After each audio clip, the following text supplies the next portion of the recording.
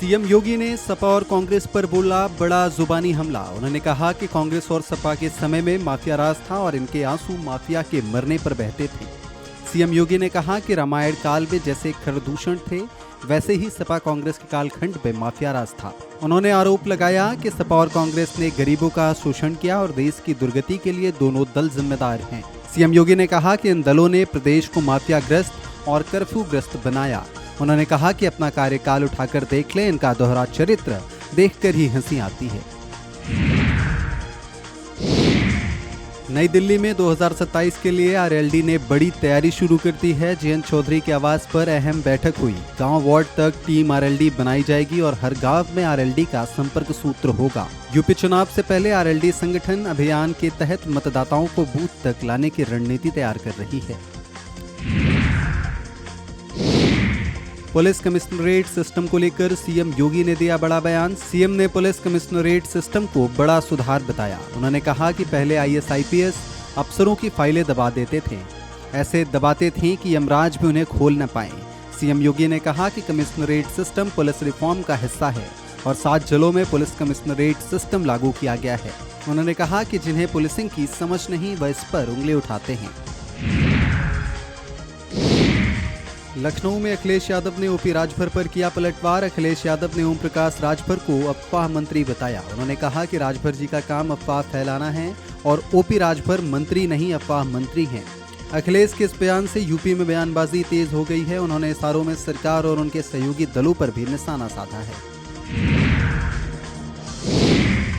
अयोध्या में राम मंदिर चढ़ावा कांड की जांच से जुड़ी बड़ी खबर। सूत्रों के मुताबिक जांच कर रही एसआईटी को सीसीटीवी से छेड़छाड़ के सबूत मिले हैं। टीम ने रमाशंकर उर्फ टिन्नू से लंबी पूछताछ की, लेकिन पूछताछ के दौरान जिम्मेदार लोग कई सवालों के जवाब नहीं दे पा रहे हैं। बताया जा रहा है कि जांच की टीम सोमवार से अयोध्या में डेरा डाले हुए है। पकड़े गए 5 संदिग्ध लोगों ने पूछताछ में कई नाम बताए हैं। सूत्रों के अनुसार टिन्नू यादव ने अनिल मिश्रा का नाम लिया है और 3 गणना इंचार्जों का भी जिक्र किया गया है। जांच में बैंक की लापरवाही भी सामने आई है। हालांकि अभी तक एफआईआर दर्ज न होने से पूरे मामले में सवाल बरकरार है। राम मंदिर चढ़ावा प्रकरण पर संजय सिंह ने दिया बड़ा बयान। संजय सिंह ने कहा कि भ्रष्टाचार की एक के बाद एक पोल खुल रही है। उन्होंने कहा प्रभु श्री राम के मंदिर में चोरी हो रही है और करोड़ों की चोरी का मामला सामने आया है। संजय सिंह ने कहा कि अभी तक इसमें एक भी गिरफ्तारी नहीं हुई है। उन्होंने चंपत राय, अनिल मिश्रा और गोपाल की गिरफ्तारी न होने की बात कही है। संजय सिंह ने राम मंदिर ट्रस्ट को भंग करने की मांग की है। उन्होंने कहा कि मामले में सबसे बड़ा नटवरलाल चंपत राय है। संजय सिंह ने जांच के लिए बनी एसआईटी को बेवकूफ बनाने की पुड़िया बताया और कहा कि करोड़ों लोगों की आस्था के साथ खिलवाड़ हो रहा है। अयोध्या में राम मंदिर चढ़ावा कांड की जांच के दौरान सामने आए कई चौंकाने वाले तथ्य। एसआईटी गड़बड़ी की कड़ियों को जोड़ने में जुटी हुई है। जांच में बड़ा खुलासा होने की संभावना जताई जा रही है। धनराशि के गबन की जांच के साथ साथ पूरे निगरानी तंत्र की भी पड़ताल की जा रही है। सूत्रों के मुताबिक जांच में कई नए तथ्य सामने आए और दान संग्रह से लेकर धनराशि की गणना तक की कड़ियों को जोड़ा जा रहा है। साथ ही जिम्मेदार अधिकारियों और कर्मचारियों की भूमिका की भी जांच की जा रही है।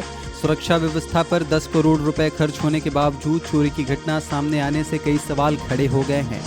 दस्तावेजों के अनुसार 11 महीने में सुरक्षा व्यवस्था पर 10 करोड़ रुपए खर्च किए गए, जबकि इसी अवधि में दान में गड़बड़ी का मामला भी सामने आया है। सूत्रों के मुताबिक सुरक्षा व्यवस्था पर हुए खर्च की भी जांच की जा सकती है।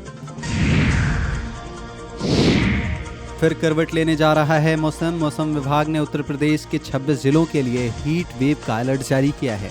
विभाग के अनुसार अगले 4 से 5 दिनों के दौरान कई जिलों में लू चल सकती है, जबकि कुछ इलाकों में बूंदाबांदी और हल्की बारिश की भी संभावनाएं बनी हुई हैं। कई जिलों में तापमान बढ़ने का अनुमान जताया गया है। वाराणसी, अयोध्या और बहराइच समेत कई जिलों में इसका प्रभाव जद में रहेगा, जहां तापमान 40 डिग्री सेल्सियस या उससे अधिक रह सकता है। मौसम विभाग के मुताबिक कल ऐसे जिलों की संख्या 45 के पार पहुंच सकती है।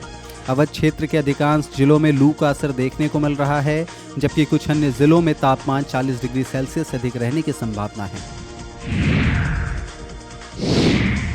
अयोध्या में राम मंदिर दान प्रकरण को लेकर संतों में नाराजगी देखने को मिल रही है। संतों ने मामले की निष्पक्ष जांच कर कार्रवाई किए जाने की मांग की है। आरोप लगाया जा रहा है कि इस मामले से लोगों की भावनाएं आहत हुई हैं। एसपी के महासचिव अरुण राजभर ने टिकट बेचे जाने से जुड़े वायरल वीडियो पर अपनी प्रतिक्रिया दी है। अरुण राजभर ने कहा कि इस तरह के फर्जी वीडियो सामने आते रहते हैं। उन्होंने कहा है कि अपनी दुकान चलाने के लिए ऐसे वीडियो लाए जाते हैं।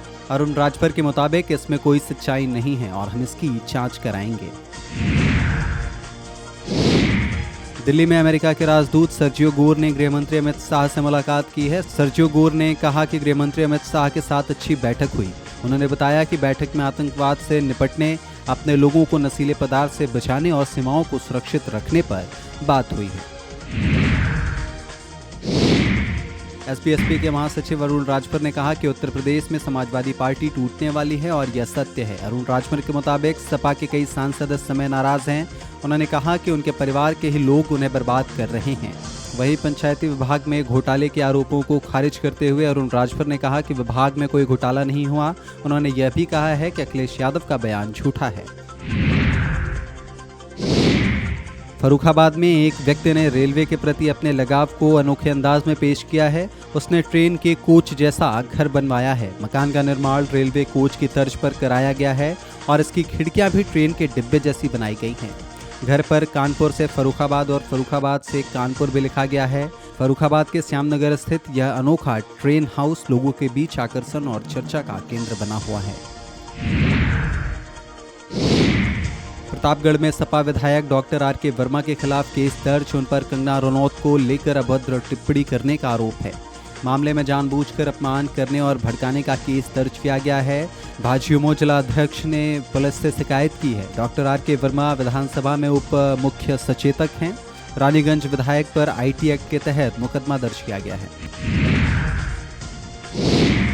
संजय निषाद का बयान। धार्मिक स्थलों के चढ़ावे की सुरक्षा पर बोले, चढ़ावों का ख्याल रखने के लिए बने विशेष दल।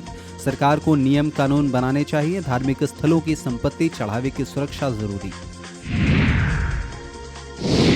अयोध्या में राम मंदिर चढ़ावा कांड को लेकर अजय राय का बड़ा बयान। अजय राय ने कहा कि चंदे में अनियमितताएं हुई हैं। उन्होंने कहा कि जमीन खरीद को लेकर चढ़ावे में अनियमितताएं हुई हैं और श्रद्धालुओं की आस्था को ठेस पहुंचाई गई है। अजय राय ने एसआईटी की जांच को लोगों को भ्रमित करने का प्रयास बताया। मेरठ में गंगा एक्सप्रेसवे पर टोल कर्मियों की गुंडाई। टोल के पैसे को लेकर हुई कहासुनी के बाद टोल कर्मियों ने युवक को दौड़ा कर पीटा। टोल प्लाजा पर युवक की पिटाई का वीडियो वायरल हुआ है। पीड़ित ने टोल कर्मी के खिलाफ तहरीर दी है। पुलिस ने वीडियो के आधार पर जांच शुरू कर दी है। मामला खरखौदा थाना क्षेत्र के खड़खड़ी टोल प्लाजा का बताया जा रहा है। लखनऊ में ओम प्रकाश राजभर और समाजवादी पार्टी के बीच बयानबाजी तेज। ओम प्रकाश राजभर ने सनातन पांडे पर साधा निशाना, जिसके बाद बलिया सांसद सनातन पांडे ने किया पलटवार। सनातन पांडे ने कहा कि राजभर का मानसिक संतुलन खराब हो गया है। उन्होंने कहा कि राजभर को चुनाव न जीतने देंगे। सनातन पांडे ने खुद को जन्मजात समाजवादी बताते हुए कहा, हे प्रभु बचाए रखिए, हम जन्मजात समाजवादी हैं। लखनऊ से जेवर एयरपोर्ट के लिए सीधी उड़ानें शुरू होने जा रही हैं। आकाशा एयरलाइंस स्पेस रूट पर सीधी उड़ानें शुरू करेगी। कंपनी रूट की फिजिबिलिटी रिपोर्ट तैयार कर रही है। 1 जून से पहले इसकी आधिकारिक घोषणा हो सकती है। समाजवादी पार्टी के अध्यक्ष अखिलेश यादव के जन्मदिन को लेकर तैयारियां तेज। 1 जुलाई को होने वाले जन्मदिन के कार्यक्रम को लेकर समाजवादी कार्यालय में तैयारियां तेज। सपा कार्यालय को पोस्टर, बैनर और होर्डिंग से सजाया गया है। प्रदेश भर के नेताओं ने उन्हें बधाई देने का सिलसिला शुरू कर दिया है।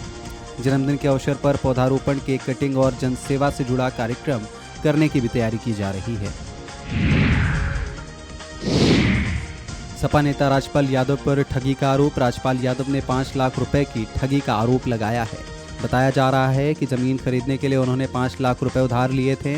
उधार के बाद 2-2.5 लाख रुपए के चेक दिए गए, लेकिन दोनों चेक 3-3 बार बैंक से बाउंस हो गए।